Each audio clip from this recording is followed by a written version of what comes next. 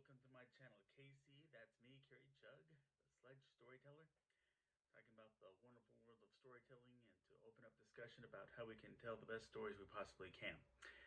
So, last week I gave you an insight on when it comes to continuity in comics. And this time around, it's all about doing the research and coming up with a story. The further back in time you go, the more you realize how low a priority during research was, how it has been in any storytelling medium. But nowadays, your audience can readily fact check against the realism you project because of the internet. And very often, your audience has already been educated enough to immediately see the red flags come up. But one example of that, uh, you know, back in my teenage days, there was a dirt path I took to get to and from the junior high school I attended, and along that path there was a fence, and behind that was a cattle pasture, and part of that fence was a metal gate. And my friends and I had come to realize that that same gate was electric, and touching it made your whole arm feel like it went out of socket. But soon we came to learn that if we jumped onto the gate touching only the metal, we weren't grounded, and therefore we were not shocked. So memory of all that came immediately to mind when I first watched Jurassic Park and saw the little boy Tim midway in climbing down the electric barrier fence, getting severely shocked. And I saw that and thought, that's not what happened to me when I did that same thing. But that was 1993, and audiences are even more apt to pick up on inaccuracies like that. So here, these are 5 insights and 5 things that I believe in as far as how you should be doing your research. So first, number 1, hopefully you've already been doing incidental research.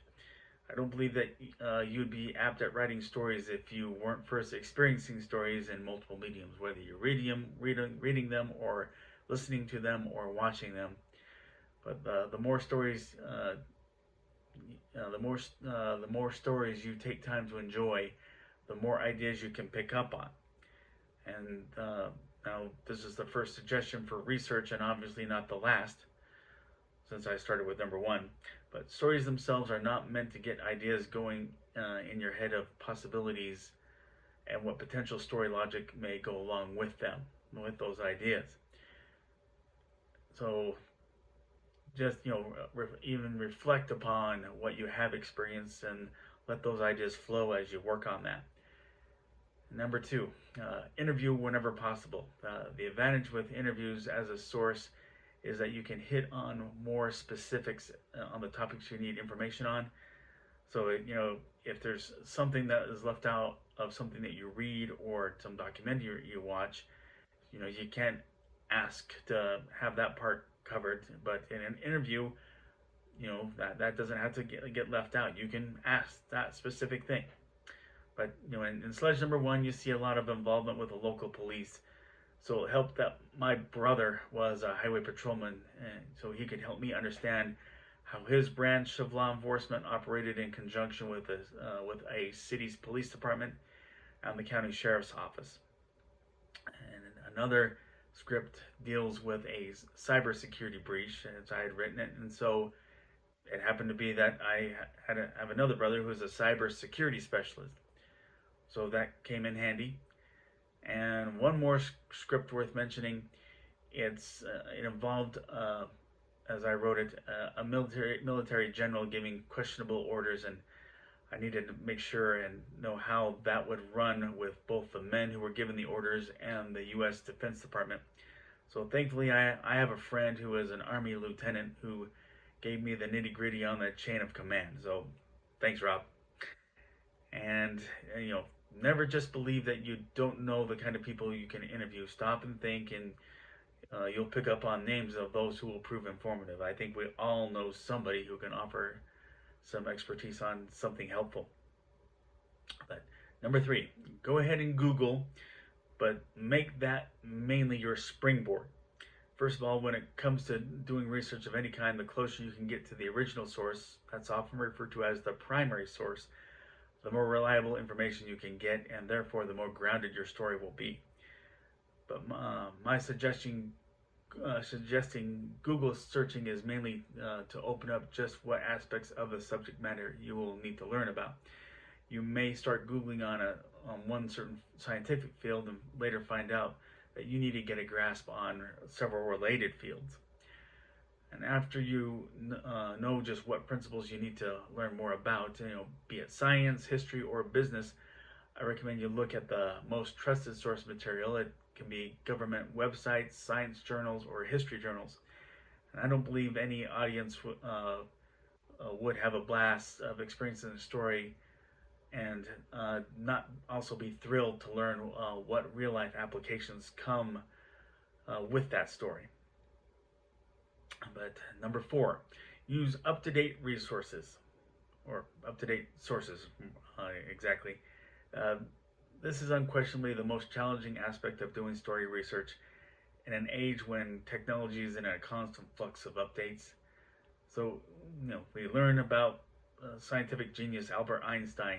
He came up with the theory of relativity, and I still consider it to be relevant by today's scientists.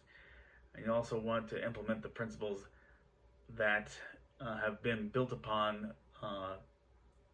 On top of that, in the 105 years that have followed Einstein's coming up with that theory. And I've got a link to that article that elaborates on that in the description below. Look there. So it's worth a look to, so you have an idea of what I'm referring to as with that, to give you an idea of what I'm talking about. Where don't settle on old theories, but know what theories have been added to that. And you want to be as close to being ahead of the curve as possible. And yes, there's a danger of putting a theory or supposed historical event into a story that has been completely ruled out, that actually didn't happen. Number 5, use more than one source to cover key topics. So in some cases, one source may be just better than the other, but more importantly, you may get information from the second source that fills in the gaps left out by the first. And if your story is about any particular war in history, you stand to bring more substance if you look at those sources that take on the perspectives from both sides of the conflict, or all sides of the conflict. And related to war, you may, suppose you want to write a story set in Nazi Germany, and we tend to automatically focus on Adolf Hitler and relating him to the Holocaust. And so you pick up one of literally thousands of books about Hitler and get plenty on his hatred of the Jews and his wanting a final solution. That kind of mentality is part of what led to the Holocaust. But I myself have read up enough to know that if your focus is on the evils of the Holocaust, that you want to not to so much focus on Hitler, but the man behind that. Hitler gave carte blanche to be in charge of that whole deal to Heinrich Himmler. So whoever may be more evil is a whole other debate between those two. But that's something to give context to just what's going on when you look into that. But, enough of the history lesson. Bottom line, multiple sources will help build the bigger picture. But that's my insight on story research.